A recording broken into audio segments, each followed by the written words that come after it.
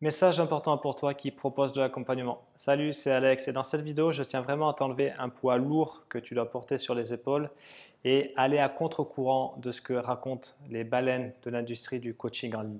Donc souffle un coup, prends quelques instants et regarde cette vidéo qui va, je suis sûr, t'apporter pas mal de valeur.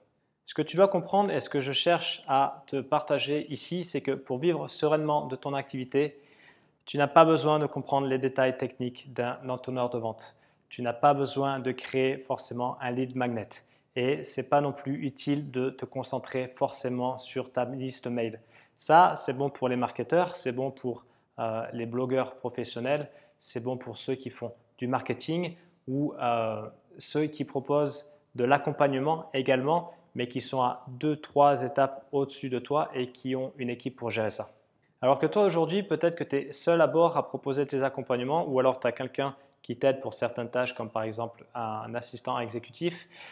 Arrête de te faire des nœuds au cerveau et de tout complexifier. Parce que chercher à comprendre comment marche un autorépondeur, ça ne t'apportera rien si ce n'est drainer ton énergie. Et ta force et ta plus-value, elles ne sont pas là. Je le sais, tu le sais, et pourtant tu insistes. Ta force et ta plus-value, elles sont dans ce que tu transmets à ton client, dans cette promesse que tu délivres, dans cette offre que tu délivres et dans cette transformation que tu apportes. Elles ne sont pas dans le bidouillage technique, elles ne sont pas dans la création d'entonnoirs de vente hyper compliqués à 25 étapes avec des tags partout. Donc, si je peux me permettre, stop, arrête les dégâts et concentre-toi vraiment sur les 3 choses qui sont les plus importantes. Ces 3 choses, ces 3 points, on les connaît, tu les connais, j'en parle régulièrement et pourtant, malgré tout le contenu que toi ou d'autres personnes vous pouvez consommer, j'ai l'impression que ça ne rentre pas, donc je vais encore remettre l'accent dessus. Le premier point, peut-être le plus important, c'est le client idéal, le fameux. À qui tu t'adresses?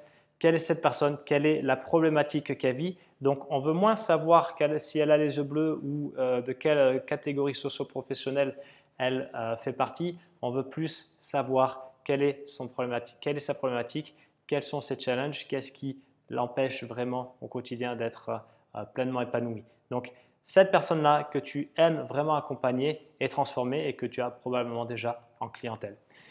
Deuxième point, ça va être ton offre. Pas une offre bricolée, vaseuse, parce que tu as regardé 2-3 tutos sur YouTube comment créer une offre high ticket, mais une offre limpide, tranchante, vibrante, symbole de ton cœur d'expertise qui s'appuie vraiment sur ton expertise et sur ta plus-value. Le troisième point, c'est le message. Le message, c'est-à-dire qu'est-ce que tu adresses comme message à ton audience en se basant sur ce que tu vibres, ce qui te fait vibrer, ce que tu souhaites partager à cette personne que tu aimes et que tu as envie d'accompagner et à cœur d'accompagner. Et à ces 3 points, il y en a un quatrième que je souhaite ajouter qui est un peu le mix des 3 premiers, c'est le positionnement. Donc par exemple, si je te demande d'après toi quel est l'intérêt premier d'aller chez toi plutôt que chez les autres, tu dois répondre à cette question et tu dois y répondre de façon limpide, claire et facile. Parce que si tu bégayes, si tu ne sais pas répondre, et c'est le cas malheureusement d'énormément d'entrepreneurs en ligne ou pas, c'est là où tu as un problème parce que dans ce cas, il n'y aura aucune raison pour ce fameux client idéal de faire appel à tes services plutôt qu'à un autre et il n'y a rien au final qui te distingue d'un autre et ça, c'est le pire qui peut t'arriver. Et ces 4 points, c'est vraiment la base et c'est pourtant le plus souvent négligé avec les conséquences forcément néfastes qu'on connaît. On galère, on est dans le brouillard, on bosse comme un con, on n'a pas de clients. Et alors qu'il suffit, entre guillemets, parce que ce n'est pas quelque chose que tu fais une fois, que tu ranges dans le tiroir et hop, tu es réglé avec. Une fois que tu as ça, la technique, elle devient beaucoup moins importante. Par contre, ton marketing gagne en souplesse, gagne en simplicité. Tu sais ce que tu as à faire et tu vises juste. Et par exemple, je vais te dire, les entonnoirs de vente spécial coaching, consulting, ça je sais faire. Et pourtant, ce n'est pas ce que je bosse en priorité avec mes clients individuels.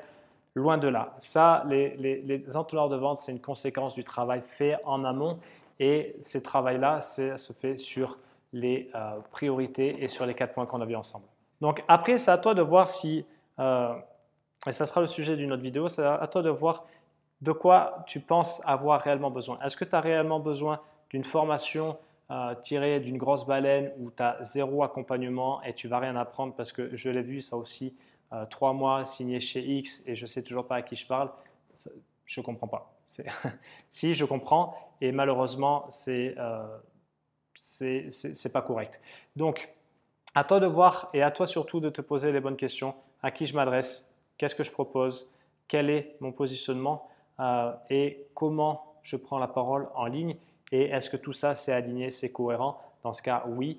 Et dans ce cas, valider ça. Si ce n'est pas le cas, travailler sa connaissance du marché, travailler son positionnement, travailler son état interne et le rendre concret dans la matière. Donc, si tu vends déjà tes services, si tu te perds un peu dans ce brouhaha, si tu cherches à simplifier tout ça, tu peux tout simplement me contacter, soit en cliquant sur le lien dessus, soit en m'envoyant un message et on verra ensemble ce qui est le mieux pour toi, le plus approprié et voir si on peut travailler ensemble. D'ici là, je te souhaite une bonne fin de journée. Je te dis à bientôt pour une prochaine vidéo et je te remercie pour ton écoute. Salut, c'était Alex.